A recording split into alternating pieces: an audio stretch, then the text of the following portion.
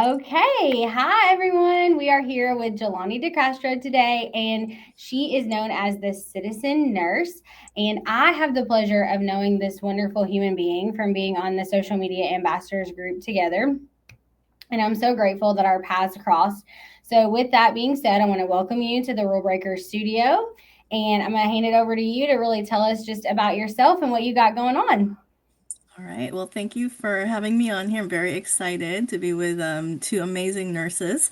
My name is Jelani DeCastro. I have been a registered nurse for going on 25 years now. And, I always tell people like quarter of a century, and it doesn't make me feel really good to say that. So I should stop saying that. It's good and bad. So I started in med surge. I did the traditional route where everyone's like, "Oh, you got to put your time in." Didn't really like med surge, but I learned so many valuable lessons, and I worked in the NICU for a little bit. I loved that. I loved working with the babies, and then fell in love with oncology. And I think a lot of people who go into oncology go into it because perhaps a family member or someone they love. Um, has cancer. And at the time, my dad was diagnosed with cancer. So that's something I wanted to learn more about. And little did I know that, all these years later, I would still be in oncology and working in several facets, like from frontline nurse, research, and most currently leadership in nursing. So, yeah, that's my career. And, I see myself in oncology and leadership. I think in the foreseeable future, it's really something I enjoy doing.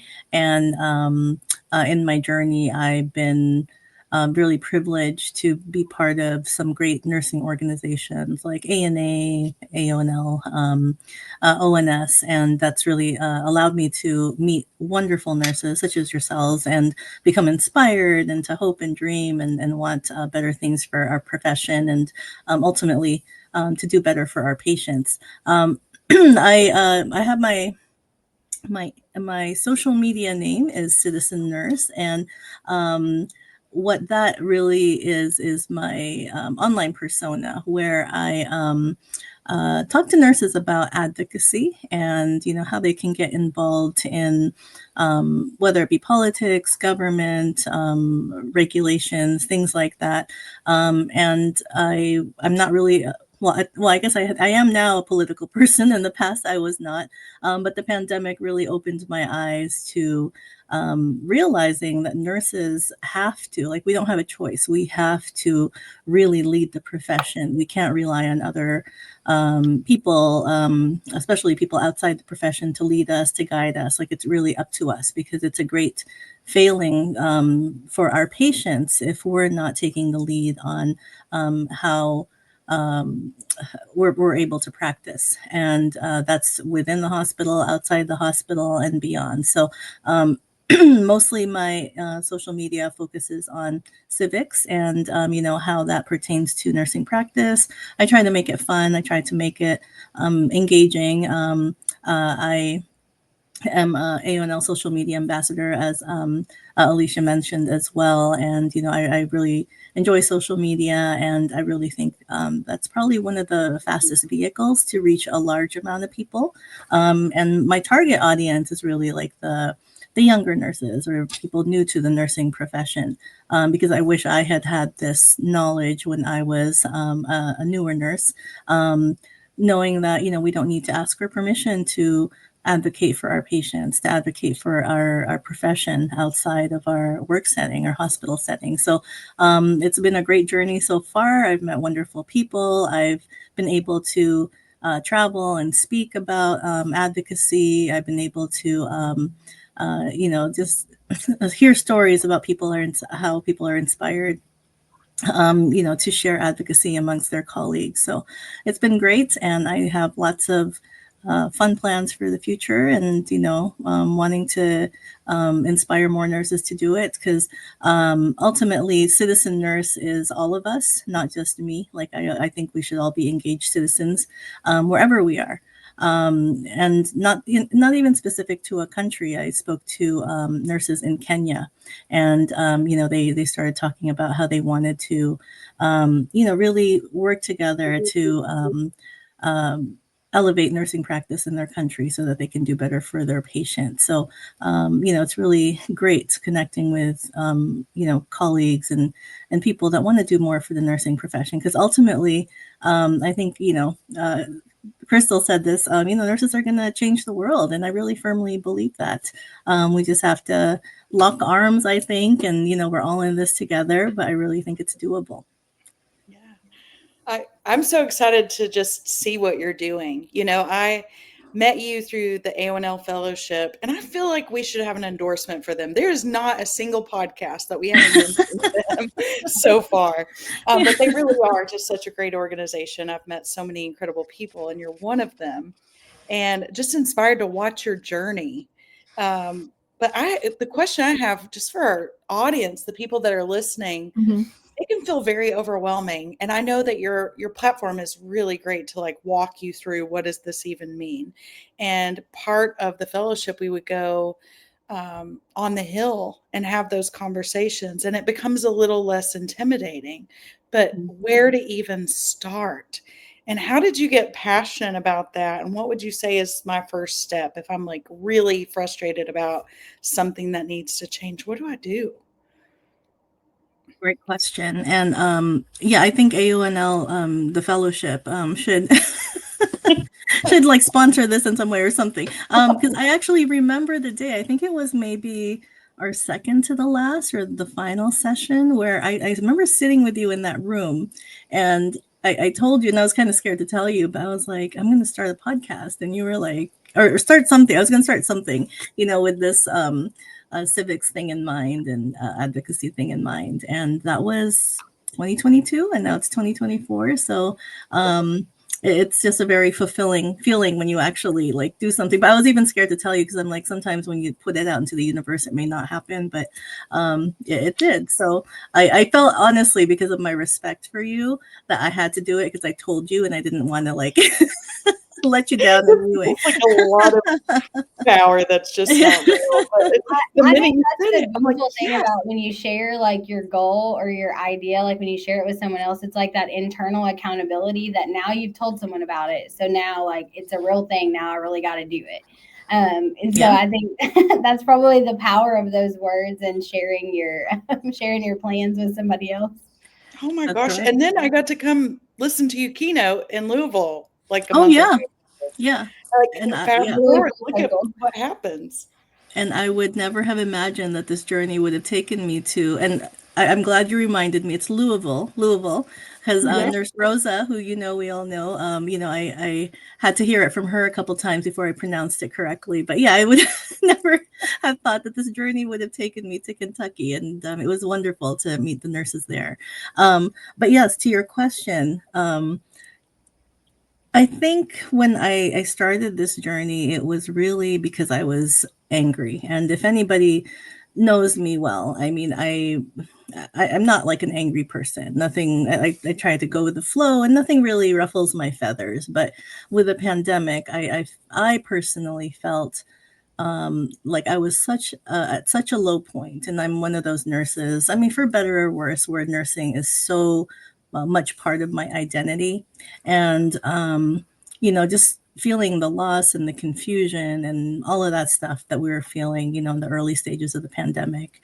And I did a lot of soul searching and came to realize, at least from my perspective, that nursing healthcare was in that position because we did it to ourselves. I really felt like, and at the time I was a frontline nursing supervisor in the infusion center.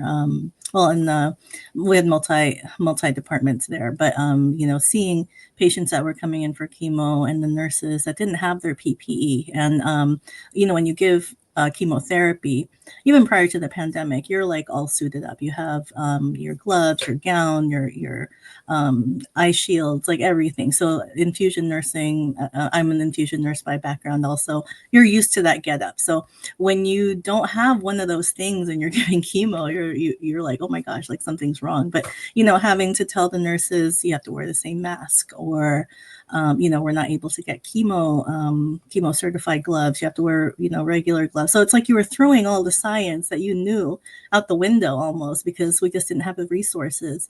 And and being in leadership, kind of playing that middle role, and I know you've both been in leadership, it can be tough because you know what's going on behind the scenes, but you have to make that information palatable to the people that you're working with, that are there with the patients. And you still want to make them feel like it's going to be okay, but inside you're like, oh my god, it's not going to be okay, but it's going to be okay. So it was a lot of anger stemmed out of that. And then I did a lot of thinking like, okay, well, the nursing profession should have done better. We could have done better because, I thought like someone was going to be there for us, whether it was the, I don't know, CNO, the board of whatever, hospital board, or CDC. All these government like things started going into my head, and then I thought, well, no, like we really can't rely on these outside entities to make sure we have what we need. We have to take care of that for ourselves. And when I did more digging, and I was part of the Oncology Nursing Society of that time, at the time, and still, they had a advocacy program, and I would listen to podcasts, and they had a really great interview with a representative from Florida, former representative from Florida, and she mentioned that if nurses really knew their power, there's like 6 million nurses in the country at the time. She said if they really knew their power, they can really get together and make some dramatic change in this country in healthcare. And that really resonated because I'm like, why aren't we on the same page? There's so many of us, so many of us nurses, and we all, I think deep down, want the same thing. We want better healthcare outcomes for our patients, and we want the tools that we need to take care of the patients. So I went through the ONS Capitol Hill Day, and I like started realizing that a lot of the tools and skills you need to speak to legislators, we already possess that as nurses. You're walking to your lawmaker's office. I mean, you make an appointment and all that stuff, and you have like an agenda of what you're going to talk to, but talk about. But it's really not far removed from what we do as nurses. Like think about when you worked on the floor, like you see your list of names. You don't know the person that is first on your list, but you're walking into the room, you're building rapport with them. You have a list of what you want to accomplish with them that day. You set some goals, and then at the end of the day, you follow up with them. It's the same kind of basic structure when you're talking to your lawmakers. You have to have an ask, you have to have a goal, you have to know the issues and be knowledgeable about what your issues are, and also present yourself in a very reliable and professional way, which really what nursing is all about. I mean, that's how we interface with not just patients, but physicians and other of our colleagues in healthcare. So it's just really just changing the setting, but we have everything that it takes to advocate beyond the bedside. So I don't know if that answers it, but yeah, long-winded answer. So what I was thinking, what I was hearing when you're saying that is, we preach like S bar, Yeah, and yeah. my experiences right on the Hill have kind of been that, right? Like you're looking at your agenda, you're there with a group, and you're figuring out like, okay, this is the situation. You got a little bit of the background. This is what Hmm. you're asking for. You're making your recommendations, which is like, vote for this bill or this, Hmm. this policy or process, and then this is why. And then if you have questions, I'm your expert. And I think Absolutely. that's what we are providing as nurses, and is that expert opinion, right? Like we're at the point of care, or providing that expert opinion. So I think it's awesome that you just connected like what we are as nurses and how you can translate like those Hmm. skills that you've already built and developed into like your strategy for helping to build an actual advocacy, process for Yeah. yourself. So with Yeah. that, I do have a Hmm. question. So you spoke very briefly in the beginning about organizations that you've been a part of and kind of how they've Hmm. helped you with your professional development and building your own advocacy knowledge base. And I Hmm. know that you've been a big part of like building an advocacy academy and things like that there in California. So I'd love to hear like or love for you to share just kind of how you decided like what organizations you were going to be involved in, because I know you have a love for like new nurses and bringing them into the profession, and I do as well. And I think that's one of the challenges is helping them to realize like, okay, sometimes you do have to like pay, be part of a group, Yeah. figure out how are you figuring out what's your group, where are you putting your finances and your time, Hmm. and how did you figure out what organizations work for you? Sure. Well, I think, to be part of, if you're in the nursing specialty and if you pursue a nursing certification, and this speaks to nurses, you get a discount, right, if you're a member. So that's one driving factor is, I've been part of the Oncology Nursing Society for years. And early in my career, it was like, okay, I need my certification or I need to take my chemo provider. And it just was more financially sound just to be a member, to make that investment. But also, once you start digging deeper into the resources they have and working in oncology, a lot of the toolkits and research and everything just helped me develop in my practice more. Um, then I joined AONL because of this wonderful fellowship, and I have to give a shout out to my employer, City of Hope, because our CNO, Susan Brown, and my boss at the time, Anne Ireland, who I know she's well known to a lot of nurses across the country, they really believed in developing nurse leaders and invested in sending nurses to the AONL fellowship. And I know Crystal probably met many City of Hope nurses through the fellowship.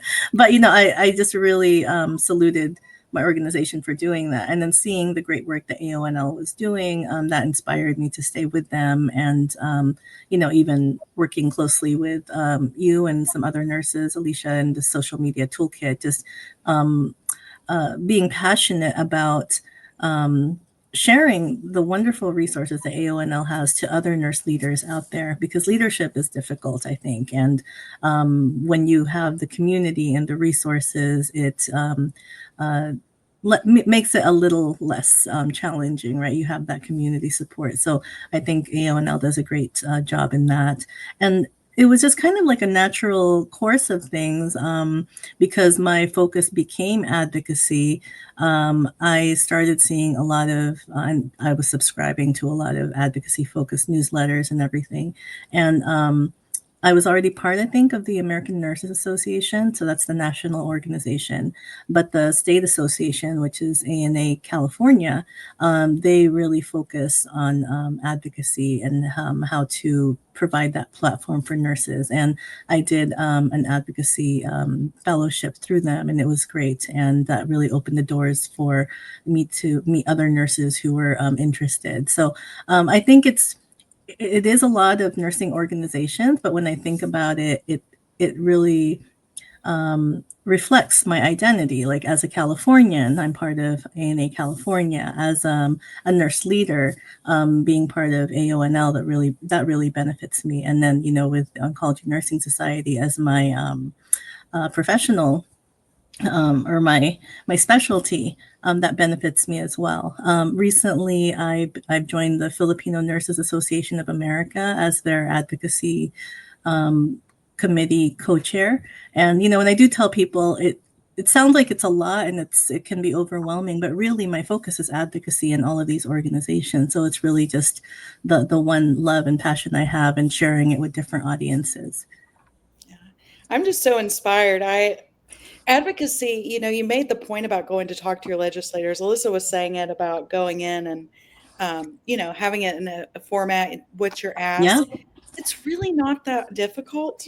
I mean, Mm-mm. you have to do a little bit of homework, right? You don't want to go in and Yeah. ask to support a bill that they're the ones that like sponsored it because Mm-hmm. Mm-hmm. you lose your credibility. But the truth is, we really are experts. And I loved what you said about how many of this there are.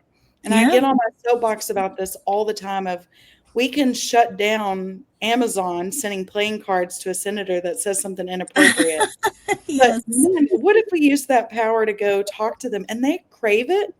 I mean, Mm-hmm. they don't know. They didn't work in this world. So they're Mm-hmm. seeking Mm-hmm. that Yeah. expertise to help them vote in the Yes. right way. And it's Absolutely. not that difficult, but you just being out there, and there's so much out there on social media right now that doesn't shed us in the most positive light. Mhm. And so I'm constantly looking for the people because there's so many of us doing amazing work.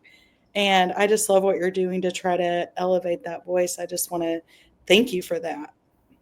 It's fun. I think we're all kind of in the same mindset. Like if it's not fun, like why do it, right? But this is something that I'm passionate about, but I truly, truly enjoy it. And I think an important message to send out there to nurses is it's okay to make positive content out there. I mean, there's a lot of negative content or satirical content, which I also find funny myself, but Yeah. as an outsider looking in, they're not going to understand, and then that might like shed more negative light on us. But I think it's really important. And this doesn't just relate to social media, but just nursing in a global sense, is that we're not going to fix nursing or healthcare by looking inward. We really have to like travel out of the castle, so to speak, and meet other industries and share how awesome nursing is, because we really are an untapped power. Like, that's a lot of nurses, that's a lot of very educated, very experienced, and skilled individuals out there that are, it's great. We go to conferences. I think, we do our papers. You do all these things. I mean, how many DNPs and PhDs or advanced prepared nurses are there? But yet, if you ask someone, maybe the common person down the street, you ask what a nurse does, they will really won't. I don't know. I feel like maybe they'll tell you what they see on TV. I mean, if Yeah. they have a nurse in their family, they might be able to say. But we really have to go out there and share to the broader audience what nurses can do, what our potential is, and so that we can get involved in those decision making processes outside of our own industry and make impacts that way. So that's what I try to do with social media. I also try to align with different accounts, whether they're physicians or attorneys or gosh, anybody. Sometimes there's patient advocates out there too that are doing really, really great work. So I try to align with them, and it's like taking a grassroots approach to change, because that's really, I feel like, how sustainable change can happen, is like from the grassroots level. Um, and then you talked about SBAR. I just wanted to add, the nursing process itself is really mirrors the advocacy process, right? You have the assessment, diagnosis. See, I always forget the P. I know I have like the ad pie in my head. Planning. Planning. Planning, there's implementation, evaluation. Same thing when you're talking to your legislator, or looking at policies, or looking at what needs to change in your community. You're doing an assessment, right? Like you're going to plan and all that stuff. So that's what we learned in Nursing 101. So we have the skills. We have it all in us. It's just like moving into a different environment and world, and putting those skills to use in a different way. Oh my gosh, the power that we could have. Well, Oh I yeah. just have to say, I'm thinking about, like, we're getting close to the end of the year, and I'm thinking about my mantra, or like my word of the year. What's going to be my focus? And I think you just said it. If it's not fun, don't do it. Pretty That's my much. nugget for Pretty now. much. Jelani said it. Yep. If it's not fun, don't do it. Yeah. Okay, so Jelani, I want to thank you for the gift of your time today. It's been a pleasure chatting with you. We do have one question that we ask every rule breaker. So, as we're welcoming you to the Rule Breakers Club, we'd love to know, if you're breaking one rule in healthcare, what is it? Hmm. Oh wow. You'll probably have to edit out this long pause I have. Um, I think talk to each other.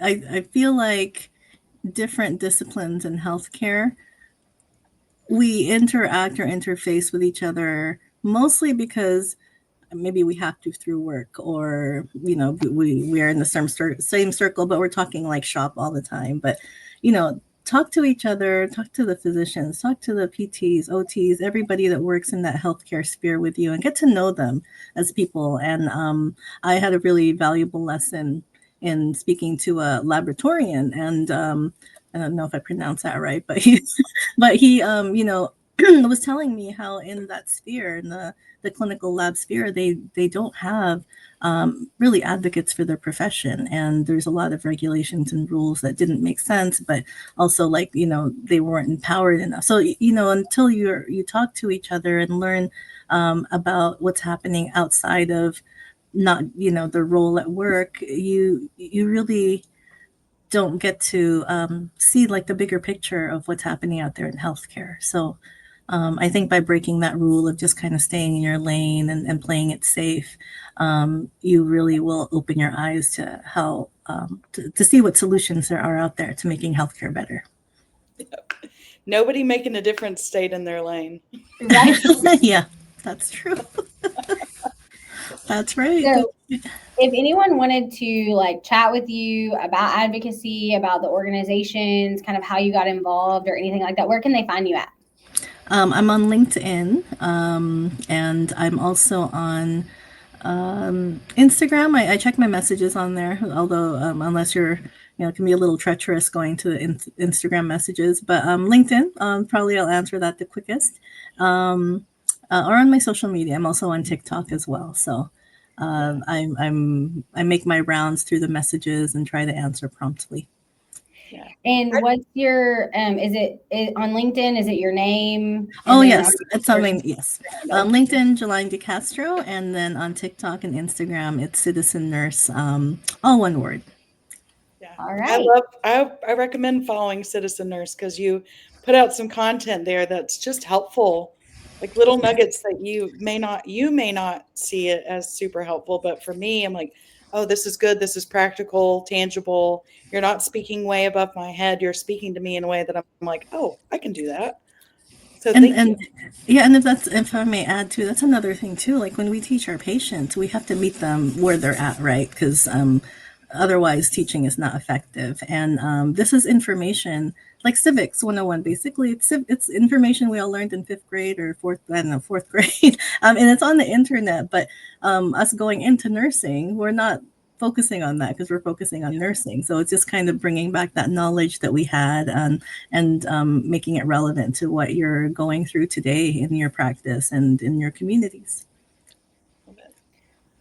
Well, thank you again. And we're so excited to have you on the Rule Breakers. Thank you for having me. It's so exciting. Great.